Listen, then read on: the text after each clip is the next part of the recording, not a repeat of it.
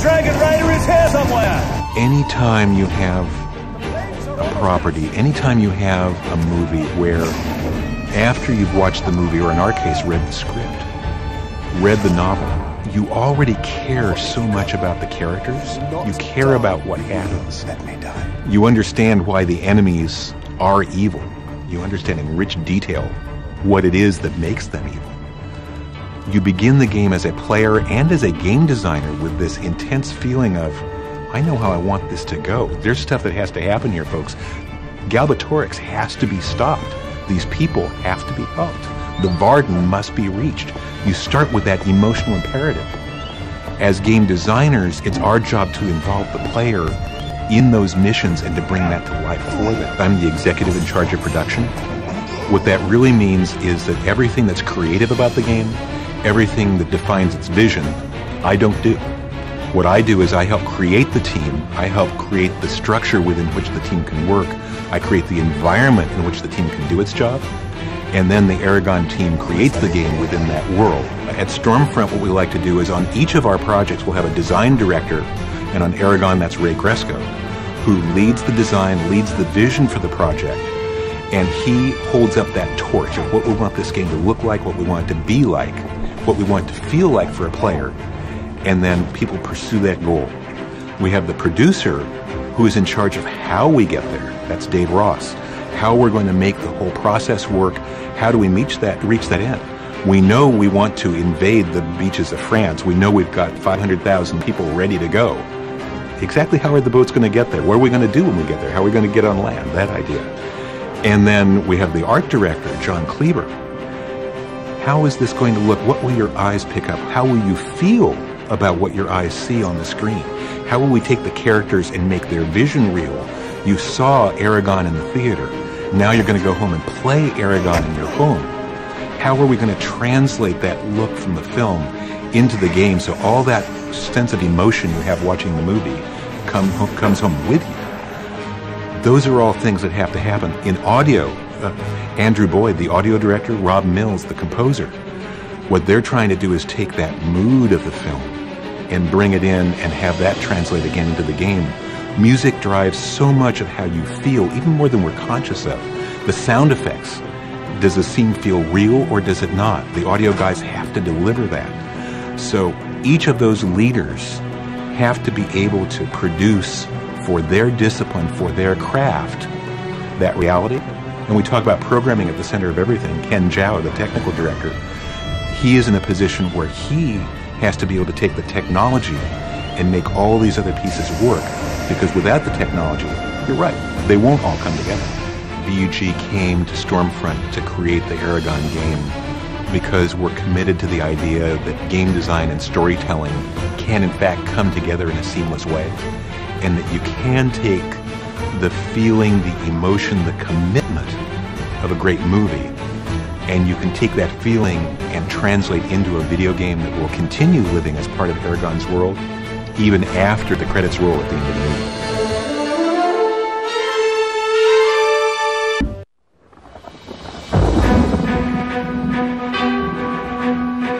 What you get when you bring an art director on a project is you get one clear vision that gets followed through from start to finish. With any kind of fantasy property or a fantasy game, what you want to do is you want to make sure that everything looks over and above fantastic. What I did was I went back to painters that were painting landscapes. These guys had created some of the most lush and beautiful landscape paintings anywhere, and they had a knack for painting something and then making it look like you're looking at the painting and you're swearing that the guy that painted that must have been the first person to come upon that scene. What we had to do is we had to take those paintings and figure out stylistically what are the essence of these paintings, what are the real key things that make these things look as beautiful as they are, and how can we incorporate that into our art. John Kleber is great. He has had a consistent vision for the artistic style of this game, and if it's one thing that you'll see right away as you're playing the game is that there is a continuity throughout the entire game with regard to the art direction. Tim Ramage, our producer, and John Kleber went out to Budapest where they were shooting the film, and they took digital stills of the sets as they were building them. They were actually able to get a pretty nice blueprint of all the villages and all the Varden locations. The player's going to be able to walk through the city of Gilead pretty much as it was built. The textures are going to look exactly the same, and it's going to feel like you're really in that location from the film. There are landscapes in this game that I think have such a cinematic eye to them that it could be a movie unto itself. The world is full of rich, natural color. It's all about balance.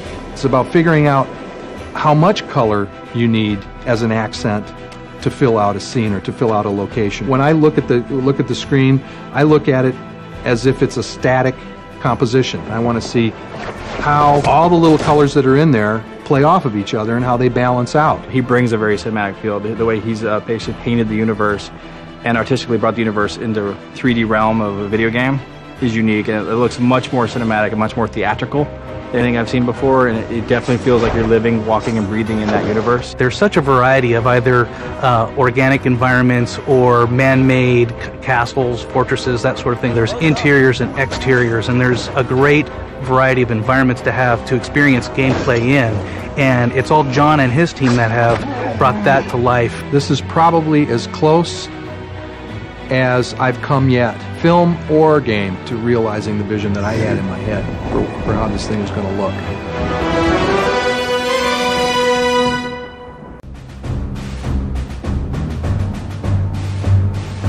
The story of Eragon is a very epic story, and so we wanted to have a soundtrack to really match that. We are going to be touching on a lot of really cool, heroic themes in the game.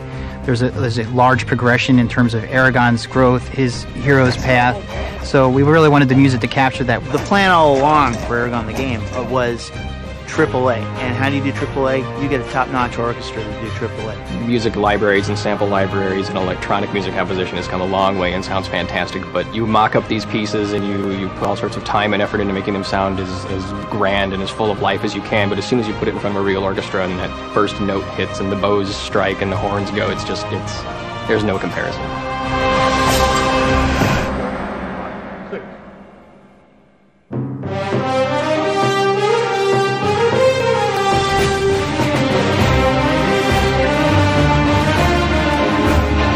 They secured some of the best movie musicians in Hollywood to do the session for the game. I think they're peaking out at mezzo forte. We can bring them all up to forte. Trombones 17 and 19, trombones 1 and 2. Mark those little hits there at mezzo forte. That can be a mezzo. There's the flutes and the more rustic percussive elements and things early on. It ends up blowing out into huge orchestral pieces later that really sort of have this sense of scope. This sounded like it was a movie piece, and just to hear how warm and full the sound was, you can't beat it. You cannot beat an orchestral recording of the soundtrack. Every element of the experience was just absolutely professional. To every cast member, from the players to the studio crew to the contractors to the arranger, everybody was right there to help you. Everybody was right there doing their job, and everybody did their jobs perfectly. It was a wonderful experience. The musicians were enthusiastic about the music they were performing. We actually at one point had a musician come in and we did a take, and he came up out of his seat and he came into the studio and he was like, "We can dig in. Do you want us to dig in? You know, we can play a little bit harder if you want." And we're like, "Well, I don't want to tire you out, but if you got it, go right ahead." They're like, "Okay, all right, I'll go out there and I'll tell them we're gonna give it a little bit more." It's like, great, that was that kind of thing. It's going above and beyond what you expect. So it was nice that we were able to have a sort of relaxed and really enthusiastic and fun atmosphere at the sessions. I think really counted for a lot. Imagine a grown man doing this. It's fun. It's big, adventurous video game music. It's fun to hear, and apparently it was fun to play. Fun to play, yeah.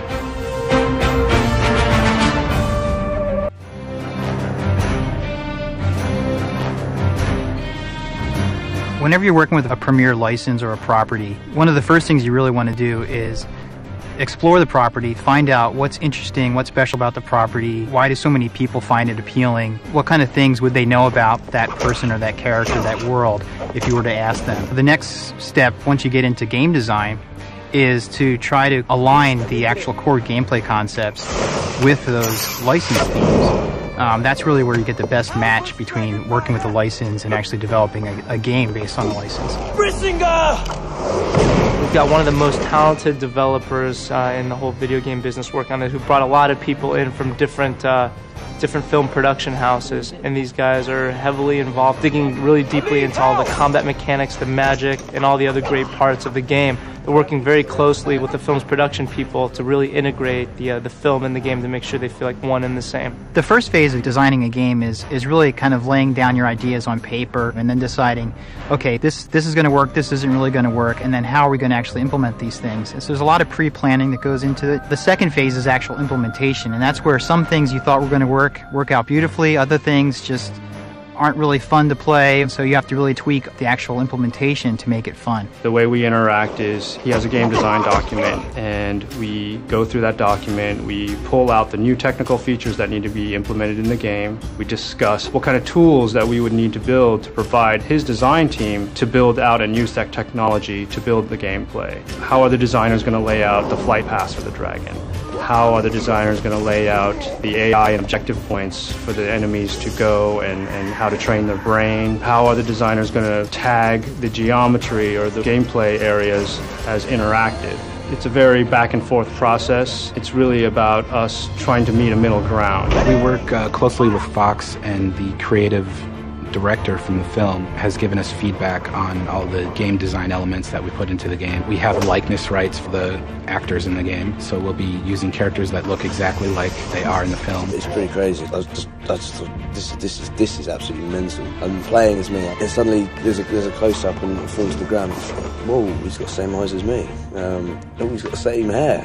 Oh, it's an animated version of me. A lot of the core themes in Eragon are based around his growth as a character, his connection with Shaphira, this dragon that he finds and basically develops a really deep bond with. Eragon becomes a master swordsman, so we really wanted to explore that in the gameplay and have much deeper combat, much more strategic combat, and just have the battles be way more dramatic. The second theme is Eragon's use of magic, and we really go deep with that in the gameplay. He uses magic to enhance his combat and also for solving puzzles and progressing through the world. What's going to set Eragon apart from other movie-based titles is that we had the freedom to bring Alagaesia to life in ways that aren't presented to the consumer either through the book or through the movie. We had the ability to take kernels of gameplay or elements of fiction and then bring them to life in new ways that fans of the fiction are going to enjoy in an interactive experience.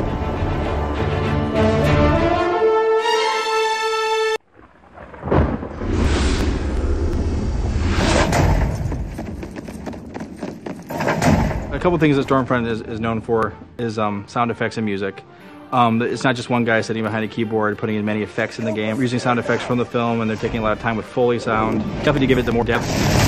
There's also, once again, trying to match that cinematic epic feel, and we want it to sound like a movie experience. We want, the surrounds to be kicking in at the appropriate moment. We want the clash of swords and the sound of combat to sound realistic and movie-like.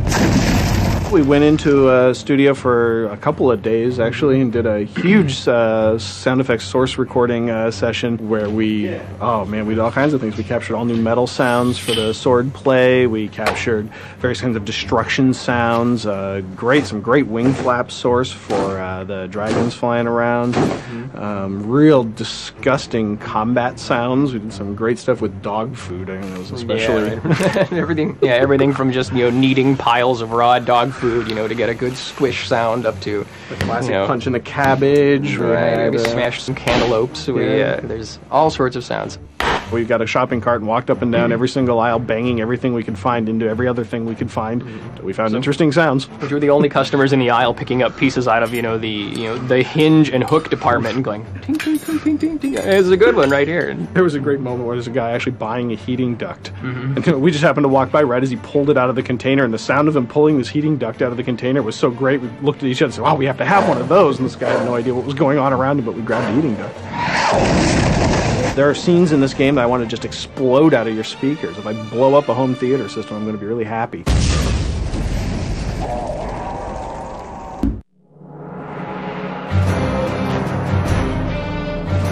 Shaphira, we need your help.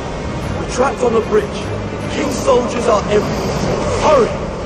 that's really the core theme of the book and the film, is Eragon's bond with Shaphira, because as he grows and develops as a character, so does their bond together. So they really are kind of growing together through the book. It's really not just one protagonist, it's really Eragon and Shaphira. Shaphira is not his pet, and she's not just like a sideline character.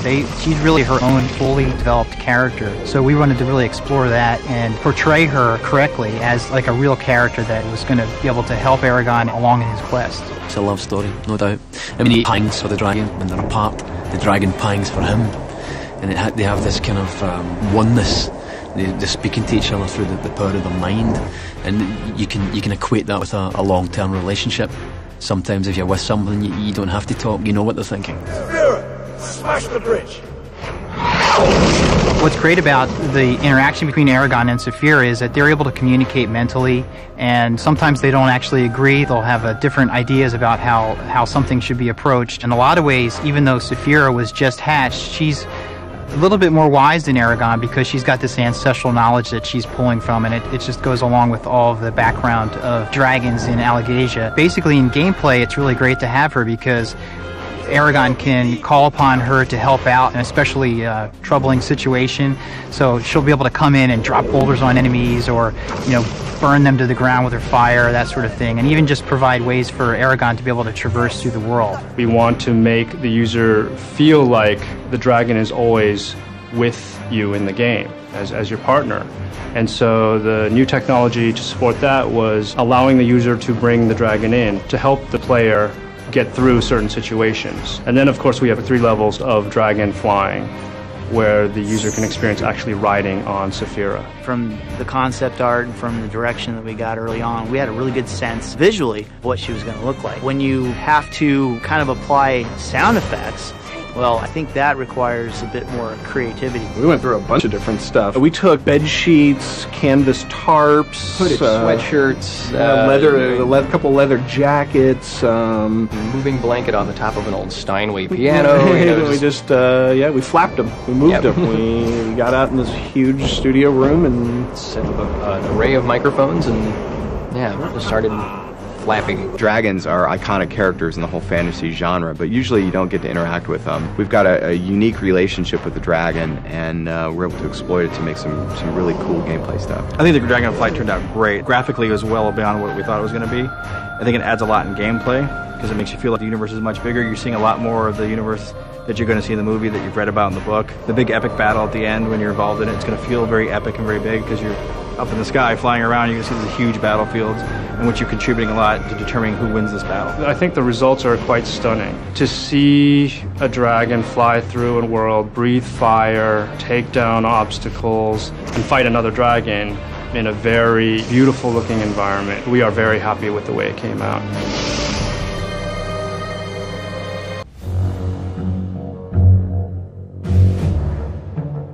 I think a lot of what has happened to me happened because I was born at the right time. Just when computers started being available to college students, I walked in the door of my college, and so the computer was sitting there, and you start to think about, what could we do with this thing? So out of that, as a college writing major, I learned to program. Okay, we're fooling around, we're writing games for each other for fun during the 70s. And then 1980 rolls around and suddenly there's an industry. What I saw in the way that writing and programming fit together is that when I first saw the computer, I recognized that the person on the other end of it could influence how the story went. So to me, programming started out as a new way of being a different kind of writer. You're creating moments, you're creating suspense, and obviously back then it was text adventures and text RPGs and things of that nature. But you're still creating that same sense of suspense, a story where you don't know the ending until you go through. And because you have some form of interactivity, some involvement, it's a completely different form of writing. Games, theater, novels, what do all those things have in common? They have people you care about, things that unfold in a way you cannot predict, and an ending you can't know until you get there, even though you have an idea of what's going on ahead of time. So to me, games, sports, theater, stories, all those things have a lot of things in common. So instead of being 4 completely different ideas or 4 different media, they have a lot of things in common. To me, they all start out from the same basis. And then it's just the stalks of the flowers grow in different directions. In the 70s and 80s, we had one person, basically one project, certainly in the early 80s. So when I wrote Utopia, I programmed it, I did the art, except for one little box I couldn't quite get right. I got a guy to help me with.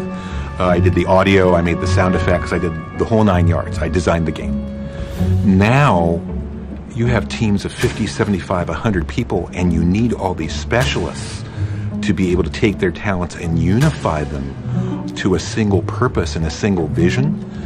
So, yes, technology is enabling now, but it isn't the center of everything. It's one of the players in the theater. It's one of the actors, but it isn't the center anymore. The center is the vision of what we want the player to feel when they play the game. And that is the ultimate goal. Everybody else now is serving that master.